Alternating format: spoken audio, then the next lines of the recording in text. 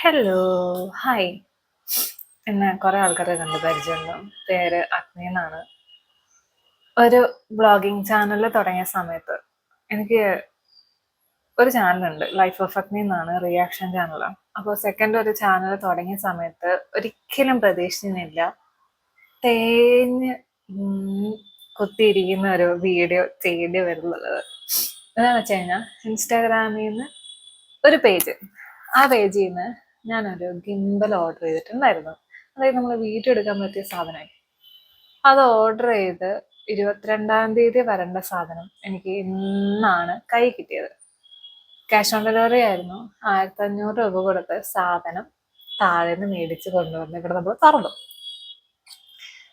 നമ്മള് പാക്കേജിങ് എന്നൊക്കെ പറഞ്ഞു കഴിഞ്ഞാൽ ഒരു കവർ, അതായത് ഇതുപോലുള്ള കവർ ഉണ്ടല്ലോ, ഒരെണ്ണമൊക്കെ നമ്മൾ കണ്ടിട്ടുണ്ടാവും. ഇത് കവറിന്റെ മുകളിൽ കവറായിരുന്നു. എത്ര കവർ ഉണ്ടായിരുന്നു എന്നുള്ളത് ഞാൻ കാണിച്ചു തരാം. ഇതൊന്ന്, ഓക്കെ, രണ്ട്, ഇത് രണ്ട്, മൂന്ന്,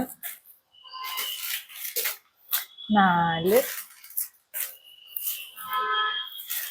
അഞ്ചെണ്ണം. ആ 5എണ്ണത്തിന് മുകളില് ഫസ്റ്റ് ബോക്സ്, സെക്കൻഡ് ബോക്സ്. ഈ ബോക്സിന്റെ ഉള്ളില് എന്തിനാണോ എന്തോ ഇത്രയും ന്യൂസ് പേപ്പറൊക്കെ ഒരാൾക്ക്. ന്യൂസ് പേപ്പർ ഒരു കെട്ടും കൂടെ ഉണ്ടായിരുന്നു. ആ സാധനം എവിടെയോ കൊണ്ടുവച്ചെന്ന് തോന്നുന്നു. ഓക്കെ,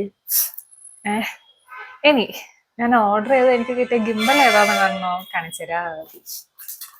ഇതാണ് ഗിംബലിന്റെ കവർ. ഓക്കെ, കണ്ടിട്ട് ഗിംബലായിട്ട് തോന്നുന്നുണ്ടോ? ഞാൻ ഓർഡർ ചെയ്ത ഗിംബൽ ഏതാന്നുള്ളത് ഞാൻ ഇതിൻ്റെ അകത്ത് ഫോട്ടോ ഇട്ട് വയ്ക്കാം. ഇതാണ് എനിക്ക് കിട്ടിയ ഗിംബല്. ഇത് ഗിംബലാണോ ട്രൈപോഡാണോ? ഇതിനെ ട്രൈപോഡെന്ന് പറയാൻ പറ്റത്തില്ല, കാരണം ട്രൈപോഡ് ആണെങ്കിൽ ഈ സ്റ്റാൻഡ് വേണമല്ലോ. ആകെയുള്ള ഒരു സ്റ്റാൻഡാണ് ഇത്.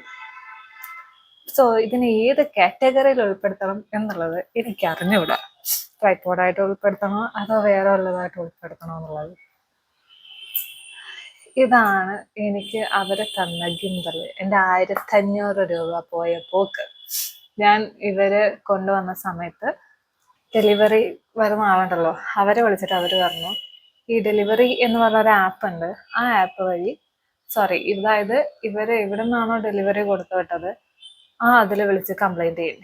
അവരെ വിളിച്ച് കംപ്ലൈന്റ് ചെയ്യുമ്പോൾ അവർ പറയുന്നത് എന്താണെന്ന് വെച്ച് കഴിഞ്ഞാൽ പ്രൊഡക്റ്റിന് എന്തെങ്കിലും പറ്റിക്കഴിഞ്ഞാൽ അവർക്ക് ഉത്തരവാദിത്വം ഇല്ല. അവർക്ക് ഉത്തരവാദിത്തമുള്ളത് വല്ല ഡാമേജോ അല്ലെങ്കിൽ വേറെ നല്ലതൊക്കെ സംഭവിച്ചു കഴിഞ്ഞാൽ അവർക്ക് അതിൽ ഉത്തരവാദിത്തമുണ്ട്, അല്ലാണ്ട് പ്രൊഡക്റ്റിൽ ഉത്തരവാദിത്തം ഇല്ല. ഇപ്പൊ എന്ത് പറ്റി? ഞാൻ നല്ല വൃത്തിക്ക് തേഞ്ഞു. അതുകൊണ്ട് ആ പേജ് ഞാനിവിടെ കൊടുക്കാം, ഞാൻ ഓർഡർ ചെയ്ത സാധനം ഞാനിവിടെ കൊടുക്കാം. ചെന്ന് പെടരുത്. പെട്ട് കഴിഞ്ഞ് കഴിഞ്ഞാൽ ഇരുന്ന് കരയാതെ പറ്റത്തുള്ളൂ. ശരിയെന്നാ.